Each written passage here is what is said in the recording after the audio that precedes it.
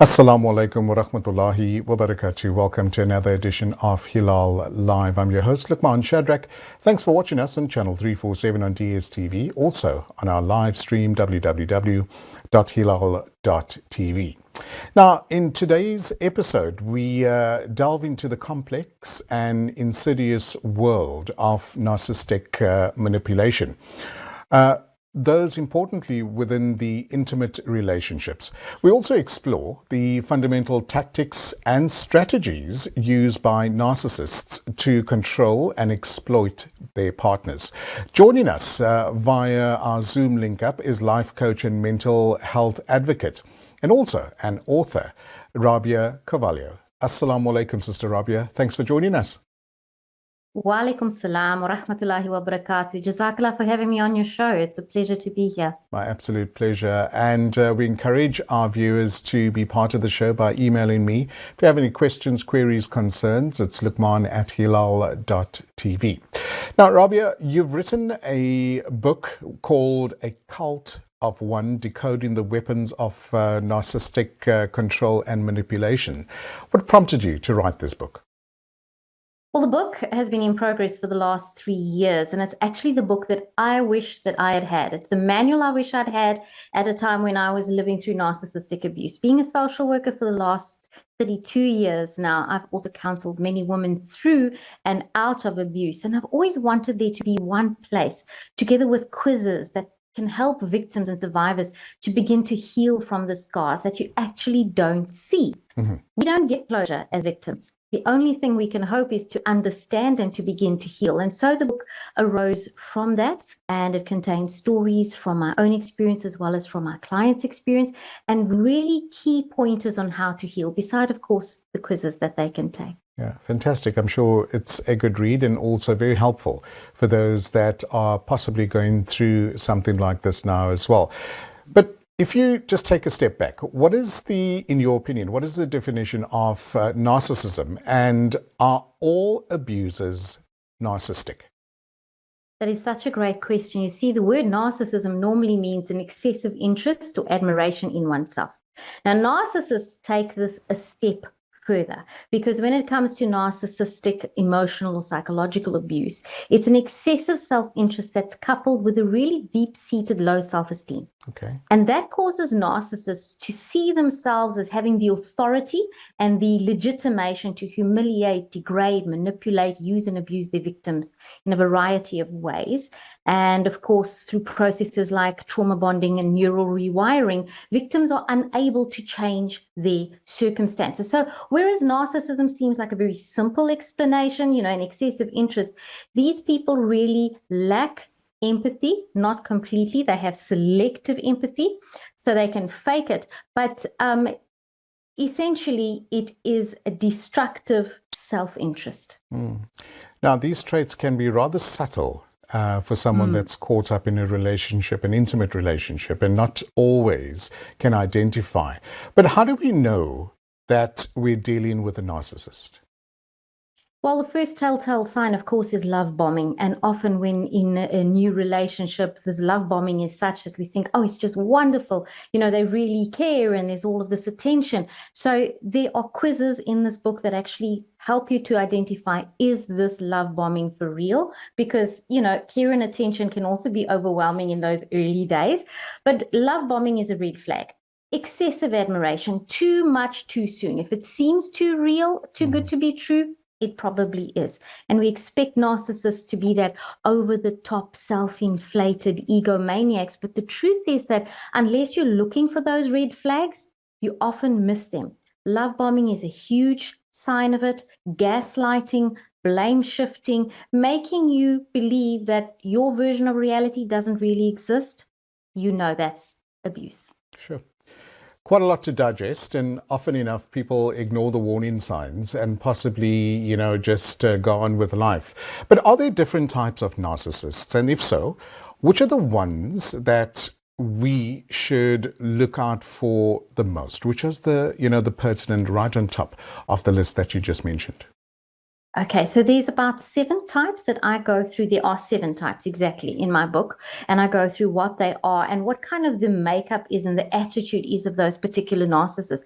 But the two that I find the most dangerous, the first one is the malignant narcissist, because they are in your face. They are angry, they are entitled, they have to be first in the queue, they need special treatment. Those are, although they're easy to spot, people who are codependent may see that as an intimate partner being protective, when in actual fact, it's them being controlling and manipulative. So it's difficult to spot. The other one that's very difficult to spot is the covert narcissist, because a covert narcissist sends 2 signals to their partner. The first one is, I'm such a great chap or lady, I'm such a great person, I'm a great catch. But also, you need to feel sorry for me because I have this background, this history that you are going to be responsible for. So everything that they have been through becomes your responsibility. And in trying to help the loved partner, we sometimes make the mistake of taking on ownership for their baggage, and that opens us up to abuse. So those are the two, I would say, that are the most complicated ones, hardest to deal with. We're chatting to life coach and mental health advocate and also an author of the book A Cult of One, Decoding the Weapons of Narcissistic Control and Manipulation, Sister Rabia Carvalho, giving us valuable advice around a very important topic. Rabia, often enough people throw around the word narcissist, and is that not maybe giving the word power and taking away what people really go through? That's such a good question as well. Absolutely. It is taking away power, because we are saying, well, it's a narcissist, so it's okay. It's almost like it's a label that gives them further permission instead of being a label that says this is a warning. That should be a red flag label. Absolutely. Now, your book refers to many manipulation and control tactics that narcissists employ, and how to spot them. That's very important, because people need to, read that very carefully. But are there ways in which we can easily identify if we are being manipulated? Yes. So there is a diagnostic tool called the DSM-5, and the DSM-5 is a tool. It's the Diagnostic and Statistic Manual of Mental Illnesses, basically. And it was in 1980 that they actually defined the things that make up a narcissist. So there are basically 9 criteria, and you need to match at least 5.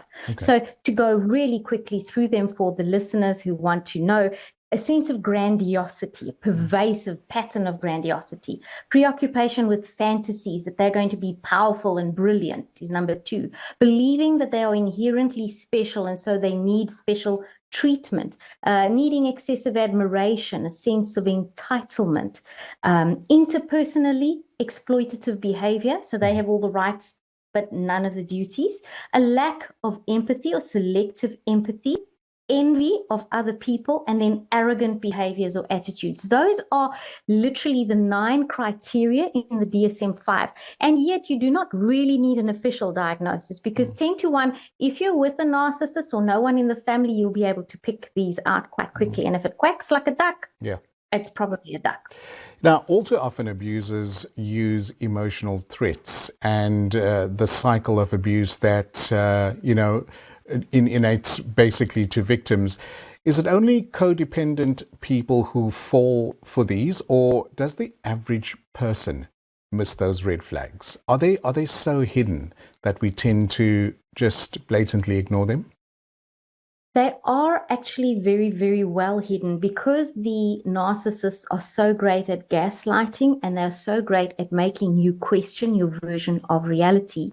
Everybody falls for this. Then, of course, there is our own brain. The way that our brain works, the way that our brain is wired, the way that we receive audio and visual input actually causes us to sabotage ourselves and to look for the good in this, which is one of the reasons that people stay as well. So codependents are easier to hoodwink and to get trauma bonded by a narcissist, because they are very willing to take on ownership for the narcissist's suffering. But most people are open to abuse by narcissists. It just takes the right narcissist at the wrong time, unfortunately.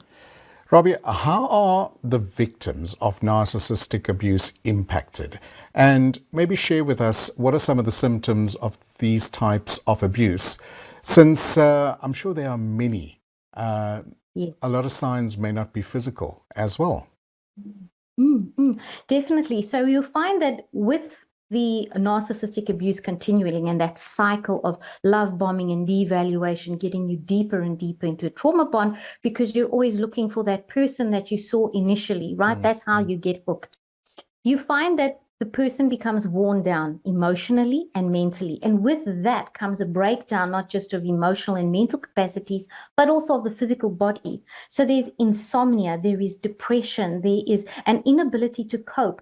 People lose the ability to even know what it is that I like, what it is that I want from life. It disappears into the void of the narcissist's wills. So then there's weight gain and there's weight loss, there's skin conditions, digestive issues that come from the excess of cortisol constantly pumping into our body.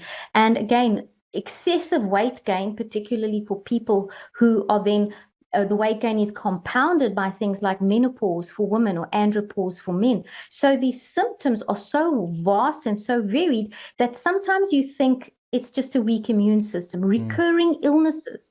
You go from a sore back to sore joints to a headache to eyesight issues and you can't quite localize. If you're constantly experiencing different illnesses, it may be just too much cortisol in the body. On tonight's episode, we're chatting about understanding narcissistic manipulation with Sister Rabia Carvalho, who's a life coach and mental health advocate, and also an author of the book A Cult of One. We're going to take a short break. When we come back, we chat a bit more to Sister Rabia. Thanks for watching us on Channel 347 on DSTV. Assalamu alaikum, welcome back to Hilaal Live. Thanks for watching us on Channel 347 on DSTV.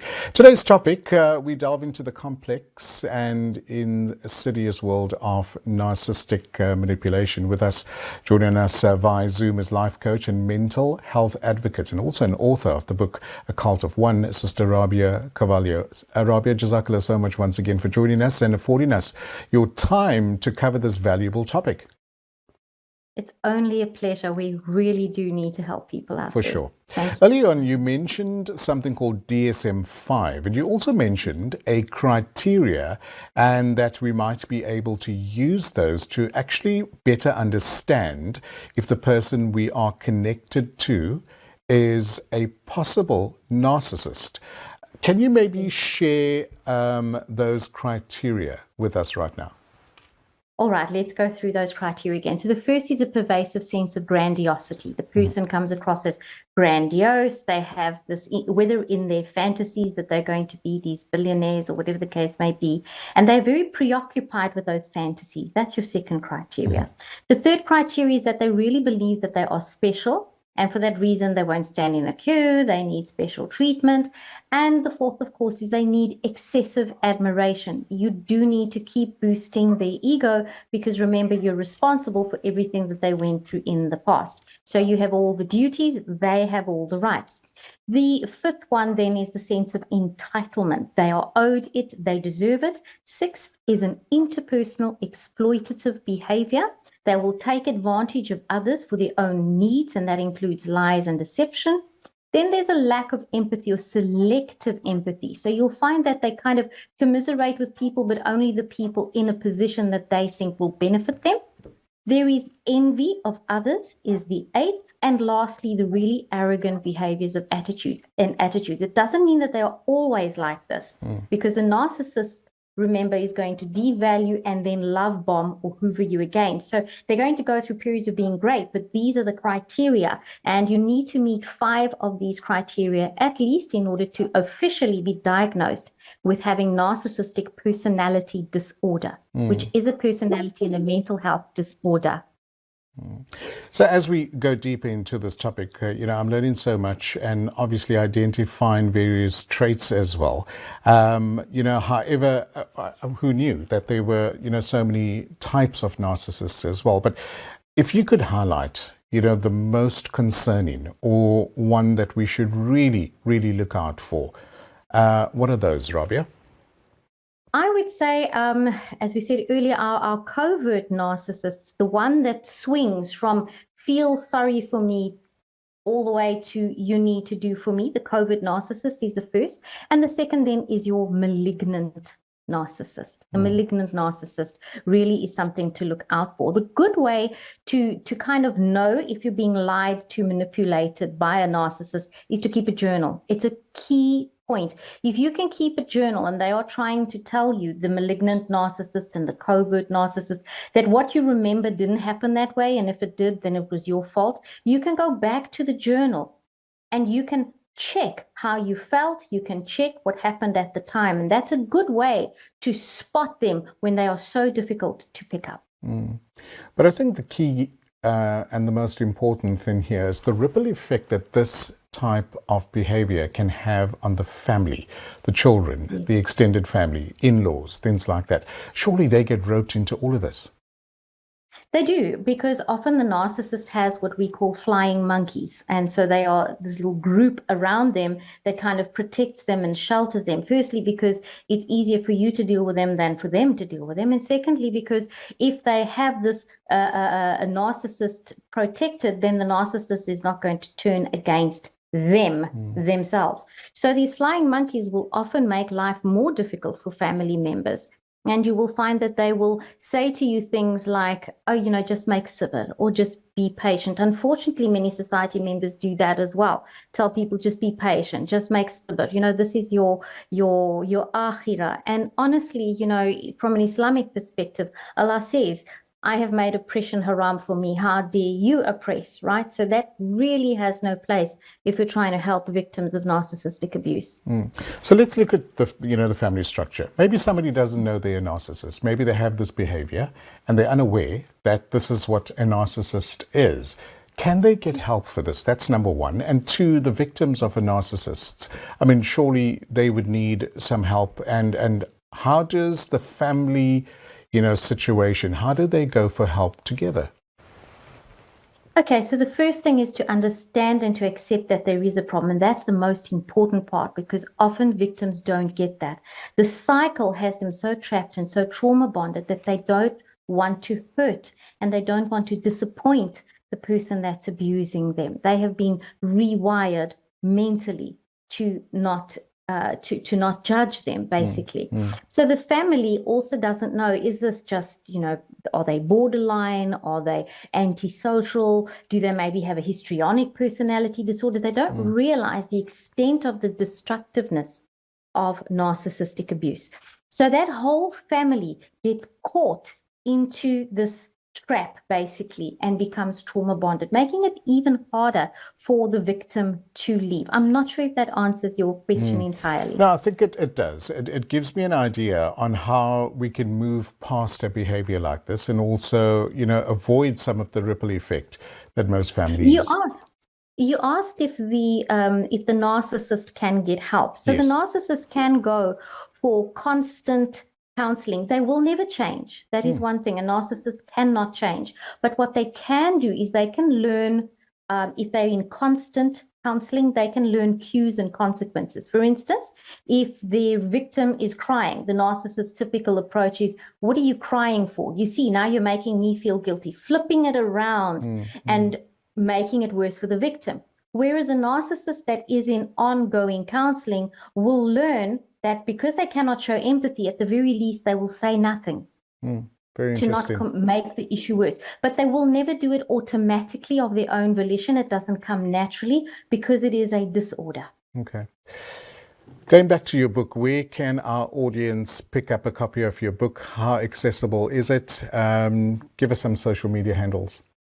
Okay, so they can find me, if they can email me on info@lifecoachrabia, all one word.com, or they can go to my website, www.rabiacarvalho.com. The book will be available on Amazon by the end of January. At the moment, it is available directly from me and also from the Yelansara bookshop in Overport. Okay. So the book itself, do you conduct workshops? Do you conduct one-on-one sessions? What is your method that you choose? So as a social worker, I find that it really depends on where the person is at. So individual counseling is where we start with trauma counseling, guiding the person through taking them through their story, allowing them to express their emotions and find their own answers. But I have created a course that is now formalized and will run again in mid-February. So folks who want to sign up for that can again go to the website or email me info@lifecoachrabia.com and get information on that course. And the course is all about how to heal, whether you're in it or after you've left, because these things leave scars that can last a lifetime and that can have repercussions on our other relationships, family, friends, and work. For those that are listening and watching us, and often may refer to some of the information you've given tonight, may also hit home sometimes a little closer, and some people unfortunately may ignore the signs. What is your message to those watching this interview? My message to the viewers is, firstly, don't ignore the red signs, the red flags. Don't ignore them. If your gut is telling you that there is a problem, start to keep a journal, because your gut will change over time as your brain changes. We refer to our gut as our instinct. So please trust your instinct and do not believe that this is your fault or that you let it happen. People will tell you let it happen. Why did you stay so long? The more you understand about it, and if you get the book, you'll understand it a little bit further, you will understand that your own brain works against you. So please do not let someone say to you, oh, just, make sabr and stay. Abuse is not okay. Yeah. It's definitely a tool for those that face themselves in this situation as well. But, if you can reiterate, what is your aim on why you wrote this book? The book is the information that I wish I'd had. My aim with this book is to help people to see the truth, to find their personal freedom, and to heal emotionally, mentally, and physically, because too many lives are being destroyed by narcissism. It is on the rise, it is not gender specific, and it is at the root of all types of abuse, because whether it's physical, emotional, mental, psychological, sexual abuse, all of these types of abuse require that one person believe that their rights are greater than yours. Life coach and mental health advocate, and also author of A Cult of One, Sister Rabia Carvalho. It's been an absolute pleasure. Jazakallah so much for affording us your time. We'd like to invite you back sometime to maybe unpack a bit further as well. Have a great evening. Assalamu alaikum. Jazakallah. Inshallah. Wa alaikum salam wa rahmatullahi wa barakatuh. And that's how we end tonight's edition of Hilaal Live. We're back tomorrow between 7 and 7:30 from the Cape Town team. Sohail Barnes, Mohammed Parker, and myself, Luqmaan Shadrach. Have a great evening. Assalamu alaikum.